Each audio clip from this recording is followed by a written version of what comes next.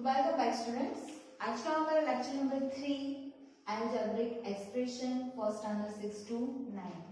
आज का हमारा जो टॉपिक है वो हम पहली बार कर रहे हैं और जो अपर स्टैंडर्ड के जो स्टूडेंट्स हैं उनके लिए ये रिवाइज भी हो जाएगा, but it's very important chapter for maths. Okay, अब अलजेब्रिक एक्सप्रेशन ये क्या होता है? अलजेब्रिक एक्सप्रेशन हमने देखा होगा कि कई बार नंबर के साथ लेटर्स आते हैं, जो हमारे एबीसीडी के जो लेटर्स है वो लेटर साथ में आते हैं, जैसे कि 5x 2y 5x²। तो हम कंफ्यूज होते हैं कि ऐसा कैसे हो सकता है कि नंबर के साथ जो इंग्लिश के लेटर्स भी आए, तो हम कैसे उसे सॉल्व करेंगे? तो जो ये नंबर और जो लेटर जो साथ दिए गए हैं उसका कॉम्बिनेशन होके ही बनता है अलजेब्रिक एक्सप्रेशंस। वो जो अलजेब्रिक एक्सप्रेशंस है उसका हम एडिशन भी कर सकते हैं, सब्सट्रैक्शन भी कर सकते हैं, मल्टीप्लाई भी कर सकते हैं और डिवाइडेशन भी कर सकते हैं। ठीक है, तो पहले हम स्टार्ट करते हैं कि ये क्या होता है। पहले देखिए, expressions are formed from variables and constants. मतलब ये जो अलजेब्रिक एक्सप्रेशंस है वो कैसे बनते हैं? तो उसके अंदर जो ये वेरिएबल्स और कांस्टेंट दोनों एक साथ आते हैं। ठीक है, फिर से एक बार, expressions are formed from variables and constant. अब हमें ये कंफ्यूजन होगी, ये वेरिएबल्स क्या है, ये कांस्टेंट क्या है? ठीक है, तो ये भी समझते हैं। पहले हम समझिए कांस्टेंट। कांस्टेंट यानी हमारे सिंपल से जो नंबर्स होते हैं 2, 5, 14, 16, 2/3, 5/6। ठीक है, तो ये जो नंबर्स होते हैं उस नंबर्स को हम बोलते हैं कांस्टेंट। क्या बोलते हैं? कांस्टेंट। और सेकेंड है वेरिएबल्स। तो ये वेरिएबल क्या है? Variable a symbol which takes various numerical values. ऐसा सिंबल के जिसके अंदर हम डिफरेंट न्यूमेरिकल वैल्यूज रख सकते हैं। मैं समझाती हूँ आपको। ये जो है x, y, z, a, b, c, ये सब हमारे लेटर्स हैं, ये हम अच्छी तरह से जानते हैं। अब ये जो x, y, z, a, b, c, ये वन टाइप ऑफ सिंबल है।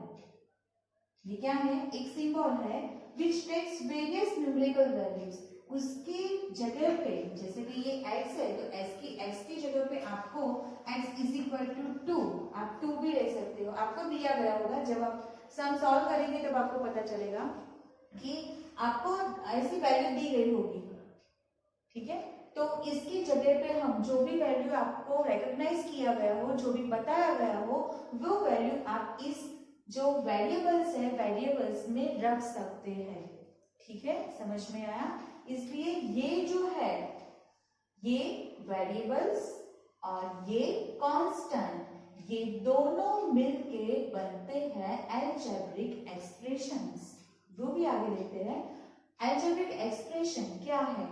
a combination of constant and variable connected by the sign plus addition यानी कि plus, minus, multiply and division is called algebraic expression. यानी कि ये जो constant और variable है वो एक दूसरे के साथ ये रिलेशन है, प्लस, माइनस, सब्सट्रैक्शन और एडिशन के साथ कनेक्टेड हुए होते हैं, तो उसे हम बोलते हैं अलजेब्रिक एक्सप्रेशन। फॉर एग्जाम्पल, मैंने यहाँ पे नहीं लिखा लेकिन यहाँ पे मैं दिखाती हूँ। यहाँ पे अगर मैं लिखती हूँ ऐसा 5x + 2y, ठीक है, तो ये 5 और x ये क्या हुआ? कांस्टेंट, और ये क्या हुआ? x variable. ठीक है, तो ये 5 और x इन दोनों के बीच का रिलेशन कौन सा है? मल्टीप्लाई का। ठीक है, सेकेंड, यहाँ पे आपको 2 और y दिया गया है, 2y, इसे क्या बोलते हैं? 2y। तो ये 2 कांस्टेंट है और y जो है वो वेरिएबल है, तो 2 और y मल्टीप्लिकेशन के रिलेशन से कनेक्टेड है। ठीक है, तो ये एक हुआ अलजेब्रिक एक्सप्रेशन और ये दूसरा अलजेब्रिक एक्सप्रेशन, और ये दोनों अलजेब्रिक एक्सप्रेशन ये प्लस के सिंबल से कनेक्टेड है। ठीक है, तो मेरे कहने का मतलब ये है कि कॉम्बिनेशन यहाँ पे जो दिया गया है वो combination of constant and variable connected to each other and make algebraic expression.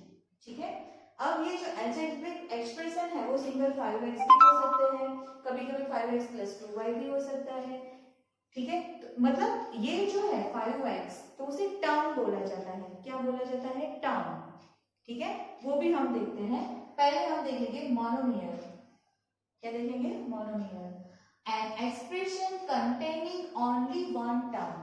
जिस एक्सप्रेशन के अंदर सिर्फ और सिर्फ एक ही टर्म आया जाता है, लिया जाता है, तो उसे बोलते हैं मोनोमियल। जैसे कि यहाँ पे -3 हमेशा कांस्टेंट के साथ वेरिएबल हो ऐसा नहीं होता। यहाँ पे सिर्फ और सिर्फ यहाँ पे आपको दिया गया कांस्टेंट, लेकिन उससे भी हम एक्सप्रेशन बोल सकते हैं, लेकिन इसका फॉर्म क्या होगा? मोनोमियल, बिकॉज इसमें सिर्फ एक ही टर्म है। इसलिए यहाँ पे 4x ओनली 4x, उसके साथ कुछ भी नहीं है, तो ये 4x भी क्या हुआ? सिंगल, एक ही टर्म है, सो इसे भी मोनोमियल बोलते हैं। 3xy, ठीक है, उसके साथ प्लस करके और कोई टर्म कनेक्टेड नहीं है, तो उसे भी क्या बोलते हैं? मोनोमियल। इसका मतलब क्या हुआ? मोनोमियल में क्या आता है? तो मोनोमियल में अलजेब्रिक एक्सप्रेशन के अंदर जब एक ही टर्म दी गई हो तो उसे बोलते हैं मोनोमियल। ठीक है, second, binomial, an expression containing two terms. जब किसी भी अलजेब्रिक एक्सप्रेशन के अंदर अगर 2 टर्म्स दिए गए हो तो उसे बोलते हैं बाइनोमियल। यहाँ पे आप देख सकते हैं 2x - 3, अगर सिर्फ 2x हो तो आप बोलेंगे मोनोमियल, लेकिन यहाँ पे 2x - 3 है, यहाँ पे 2 टर्म्स है, 2x और सेकेंड 3। ठीक है, तो ये हुआ बाइनोमियल। ये कौन सी टर्म हुई? बाइनोमियल टर्म, क्योंकि इसमें 2 टर्म्स है। 4x + 3y, उसमें भी 2 टर्म्स है। ठीक है, तो उसे बोला जाएगा बाइनोमियल टर्म। ठीक है, third number, trinomial, an expression containing 3 terms is called trinomial. अगर किसी भी एक्सप्रेशन के अंदर 3 टर्म्स दिया जाए तो उसे हम बोलेंगे ट्राइनोमियल।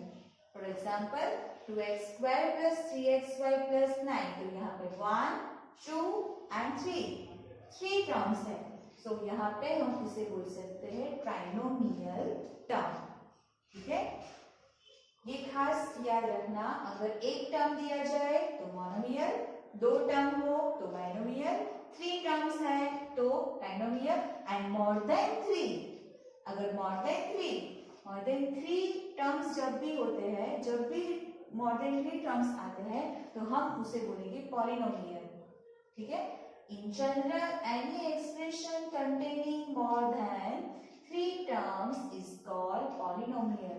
ठीक है, for example 3x raised to 3, 5x² + 2x + 6, तो यहाँ पे 1, 2, 3 and 4 मोर देन 3 टर्म्स हो गए, सो हम उसको बोल सकते हैं पॉलिनोमियल।